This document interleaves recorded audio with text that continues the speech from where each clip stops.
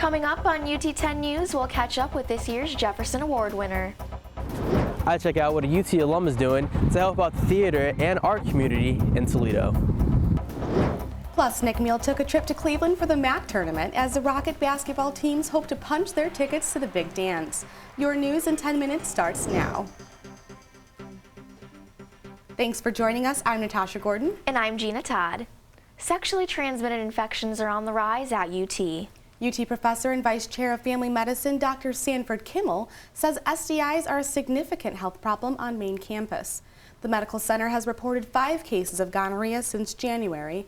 In all of 2013, a total of 7 cases were treated on campus. The university also had 68 cases of chlamydia last year. In many cases, students may be asymptomatic. It means they don't have any symptoms, and yet you can be infected, and particularly in women, there's danger of what we call pelvic inflammatory disease. Students are encouraged to be tested at the main campus medical center or at UTMC. A UT senior is set to be nationally recognized. Jordan Keefe started the nonprofit organization Save the Feet. Keefe's organization donates shoes to the less fortunate. He has collected over 3,000 shoes to help people who suffer from diseases that can be prevented by wearing shoes. Keefe has received the Jefferson Award for contributing his time and money to helping those in need. I plan on running Save the Feet for almost full time, as much time as I can dedicate to it. So I want to grow it more than it's growing currently, and I want to make it as big as possible. On June 17th and 18th, he will be representing UT at the National Jefferson Award ceremony in Washington, D.C. Toledo has one of the highest populations of Muslims in the United States. Last week, UT dedicated an entire week to raising awareness. University of Toledo's Muslim Students Association, which is made up of about 400 members, held their 21st annual Islamic Awareness Week. The point of IAW is to break the stereotypes that may be associated with Islam due to misinformation. A couple of events included Hijab Day and Culture Day. The hijab is the head covering that Muslim women wear for modesty. I just feel like there's a lot of generalizations about the people who practice it, and people who think, oh my gosh, violence, that's all they think of. But it's really supposed to be peaceful. Culture Day attracted more than 200 people, giving them a chance to learn about 9 different cultures within Islam. It was nice for people to come in and see how Islam brings different cultures together, and Islam is made up of so many different cultures from all over the world. Muslim Student Association ended this week by touring the Islamic Center of Greater Toledo. This week demonstrated the difference between religion and culture within Islam. I'm Nadine Armouche for UT 10 News. While the Muslim Student Association raised awareness, the International Student Association celebrated their diversity on Friday. The 38th Annual International Dinner had a masquerade theme and showcased more than 9 countries at the Student Union. The buffet served more than 500 guests food that ranged from Jamaican to the Mediterranean. The event was so popular that ISA ran out of food. This is probably the biggest seat. It maxed out the whole entire auditorium this year, and I'm very, very happy of the outcome. Everybody seems to be having a great time. $5,000 was raised and donated to the university's international student organizations. 17 UT students had the chance to see their creations on the big screen Saturday evening.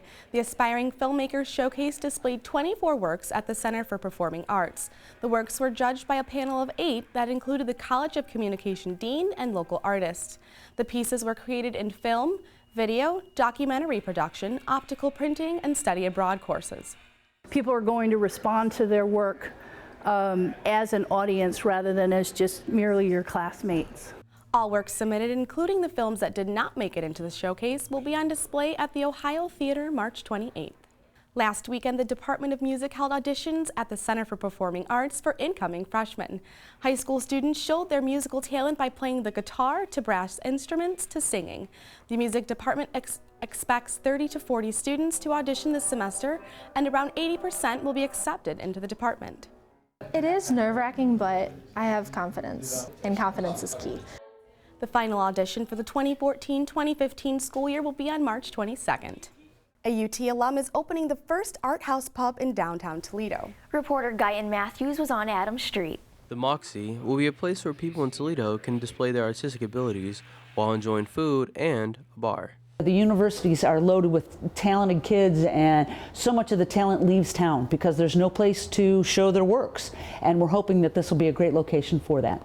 The venue will have art ranging from musical theater all the way to gallery walks. The budget of the Moxie is coming straight from all the co-owners' pockets.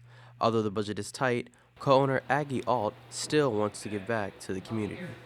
Gives it a place for people that wouldn't normally have a voice in theater or dance or art to do it and not have them cost a fortune. The pub is planning on opening this April and hopes to liven up downtown Toledo. To find out more about the Moxie, you can check out UT10news.com for the link. I'm Guy Matthews IV for UT10 News.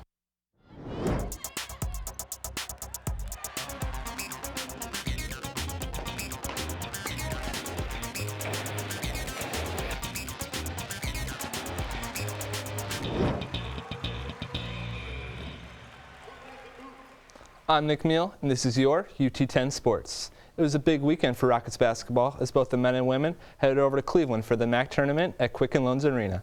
The women would play first as they faced off against the number 3 seed Akron in the third round following wins against Western Michigan and Ohio. The Rockets got off to a slow start but would finally get things rolling with this layup from Imna Thanogara. The Rockets would continue to score but struggle defensively as they went into the second half trailing 37-57.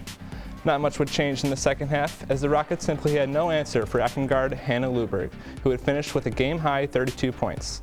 The Rockets fell to the Zips 69-83, finishing the season with an overall record of 16-16. I'm proud of the fact that we didn't give up at any point in the game. We kept fighting, and that's all that I'm going to be thinking of moving forward. As the women's hope for a MAC championship came to an end, the men's was just beginning. Entering the MAC tournament as the number 2 seed, the Rockets had the luxury of a 3-round bye before meeting up with the Eastern Michigan Eagles in the semifinals. Playing their 4th game in 5 days, the Eagles came out strong, making 2 of their first 3 three-pointers. But Toledo was determined to continue their championship run as they got into rhythm offensively, leading the Eagles 32-28 at the half. The Rockets would carry their momentum in the second half as Ryan Pearson got things started, taking this pass from Nathan Booth and finishing the tough layup under the basket. The Eagles came within 2 with roughly 14 minutes to play before the Rockets would turn up the heat and end the game on a 21-8 run. Ryan Pearson led all scorers with 18 points, and Toledo goes on to win with a final score of 59-45. Toledo met with the Western Michigan Broncos the next night for the first MAC championship between 2 Western Division teams since 1996. Western Michigan won the tip-off and scored the first points of the night with a strong move in the post from Shane Whittington. Toledo would answer right back as Julius Brown finds Ryan Pearson on the perimeter for 3 points. Midway through the first, the Broncos would begin creating separation as they climbed to a 10-point lead. But Toledo would storm back as they outscored the Broncos by 8 points the rest of the way, trailing Western by just 2 going into the half. The Broncos' David Brown would take his success into the second half, scorching the Rockets for 32 points and combining with guard Heyman Tucker for 9 three-pointers. Toledo's championship's hopes would crumble as they gave up a season-high 98 points, making the final score 98-77. We as a MAC office has to do a better job of getting the word out how good this league is. But for us not to be mentioned the last 2 weeks, to me, is a slap in all the MAC's face.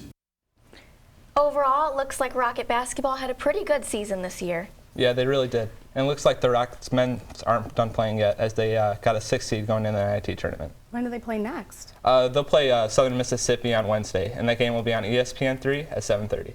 Thanks, Nick. That's all for UT10 News. For the latest breaking news from campus and all bios from UT10 reporters, go to our website, UT10news.com. And you can always watch our award-winning newscast on YouTube and Facebook, where you can get caught up on all of your campus news whenever you want. For Gina Todd, Nick Meal, and all of our crew, I'm Natasha Gordon. Have a great week and stay tuned for more news from the UT campus.